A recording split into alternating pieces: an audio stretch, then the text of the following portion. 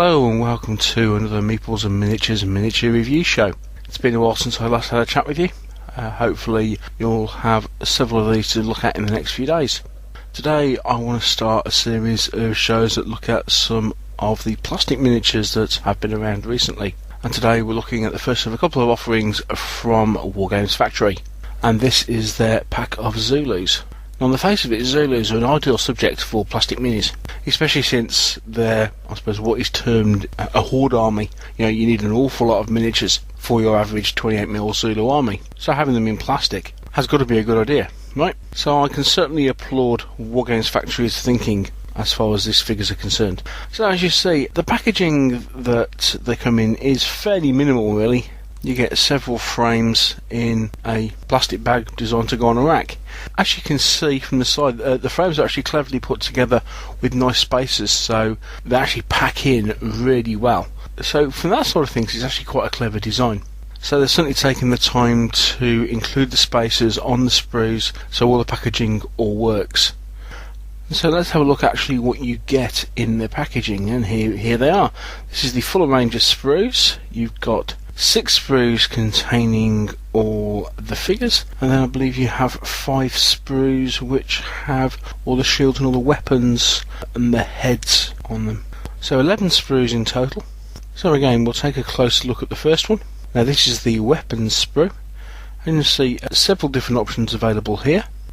There are a total of 14 different heads, 10 spears, 5 rifles and 6 shields. As I said, you get 5 of these in the pack. The second sprue consists of 5 bodies, all different, and then multiple sets of left and right arms to give you several variations in pose. The figures are designed to have separate arms and also a head that slots in the top, so you have effectively like a head and neck on a ball joint. So let's take a closer look at the bodies.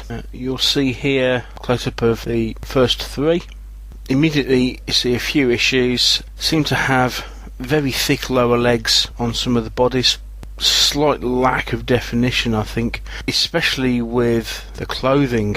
It's not particularly well defined.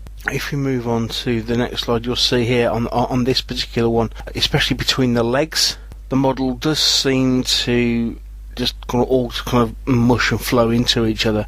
Basically the detail isn't particularly sharp at this point. It's possibly a little bit of a problem. Also, as a general thing, it does seem that all these Zulus have man breasts. I don't know how much that is supposed to show muscle tone, but I don't know, it just seems a little overdone, if you know what I mean. So some of the sculpting definition here isn't the best. Also looking at the feet, some of the feet actually look quite rough. And if you flip them around and look at them from behind, I think that really highlights the lack of definition, especially at the back. So these really struggle to have much definition of detail around the legs. And also you'll notice there's a quite prominent mould line on some of these figures as well. Okay, so let's have a look at some of the detailing. Well, we'll have a look at the heads. Lots of variation here as far as different styles of heads are concerned, but again there's a bit of a problem with mould line. As you can see, if you look closely, you can see the mould lines are prominent, and also the actual features themselves don't seem particularly pronounced. They look a little bit flat, especially when you kind of compare these to metal miniatures. So there's a couple of concerns here. And then if we continue looking at this weapons sprue especially, first of all looking at the shields, I mean the shields generally, they seem to be okay. However, when you look at the back of them, for me there appears to be an issue here. Primarily because there doesn't appear to be any space or any sort of natural hole or plug for the hand to slot into. So actually attaching these to the model could potentially be a bit of an issue. You're immediately going to have a bit of a modelling issue when it comes to sticking the spears onto the figure. And then if we start looking at the Martin Henry weapons, you can see that both of these particular sculpts, the rifles and the muskets, are held very unusually. They're actually held more like modern assault rifles. They're stuck outside of the elbow. Very unusual way of holding a rifle, especially in the period concerned. So when I was looking through these sprues, obviously there were some concerns involved. Then I decided to put a couple together. and this is the result. Now I'll freely admit that these were put together very quickly, and looking at them, they're not great, but it does highlight a couple of issues. First of all, the guy on the left with the Martin Henry rifle, that's a completely impractical pose. It's on every sprue. It's had these two arms with a Martin Henry effectively pointing and shooting, and I simply couldn't work out how you could place it and it would look anywhere near natural. So I made a right mess of it. For me, that just doesn't work, not unless without a lot of playing around. The second issue is putting the arms and heads, actually physically fitting them onto the figure. The arms actually have very small contact points with the bodies, so they're actually quite difficult to glue on because, as I say, quite a small flat contact point, and it's actually quite difficult to visualise how a lot of these arms are going to fit when it comes to actually putting them onto the bodies. And in the example on the right, I actually made a right mess, and it wasn't until afterwards I kind of thought, oh right, what I actually need to do is put that arm right above his head so the spear can go in the other way round, so he's holding the spear over his head. I found, especially with the fact that there's a mould line on the neck, I found the head and neck very difficult to glue into the recess in the body. There's a lot of movement there, and it also doesn't fit flush. You have to do a fair amount of work, either very carefully with a craft knife or with a bit of a file, to make sure that has any form of fit. I did manage to get the shield to fit, although as you can see, it basically means it's just sticking the shield to the back of the hand, which is kind of a bit of a cheat, really. So these models do go together, but I think they'll actually take an awful lot of thought in actually putting them together in the first place. Certainly more than I originally put into putting these in. I didn't mean for these to look this poor, it's just the way it worked out. And okay, I'll use this because that's what I want to do. I just thought, okay, right, I want to use these particular arms on these particular bodies, and it's quite obvious that especially the rifle just doesn't work. Also, the head on the guy on the left, you can see is a very, very prominent mould line. And also where you clip the arms off the sprue, very awkward places, so you end up with an awful lot of cleaning up work to do.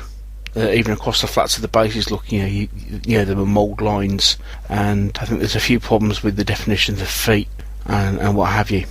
So I must admit, my overall thoughts on these models was not that great. It's a shame. I really wanted to like these, especially something like Zulus should be extremely useful.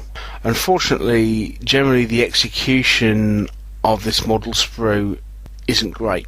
It's got some really nice ideas, and it's been put together well, but I think the problem is that the bodies themselves are not well sculpted, so there's a lot of lack of definition in the detail, and I think the way that the arms and the heads are attached to the sprues simply exacerbate the problems.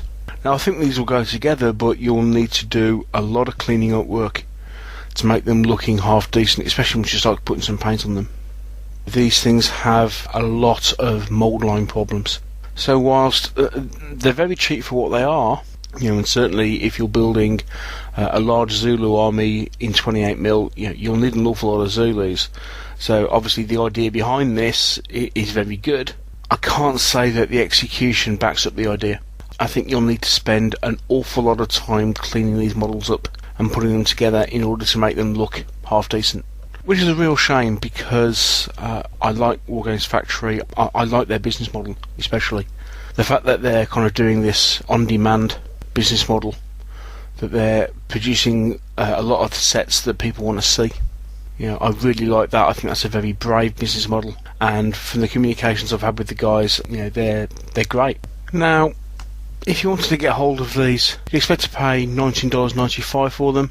In the UK, about £14 to £15. So it comes with 30 figures. So they're a decent price point, and especially if you're collecting an army of hundreds of Zulus, then for your rank and file, I think these are worth a look. But be aware that they're going to take you quite a while to clean up and put together, and they really are lacking in some of the detail or definition of something like, say, range from someone like Empress, for example. Okay, having said that, Empress Metal Zulus are several times the price. So it's a little bit of you pays your money and takes your choice. So in conclusion, a good effort from Wargames Factory, but ultimately, to me, these are somewhat disappointing. Well, that's it for my review of Wargames Factory Zulus.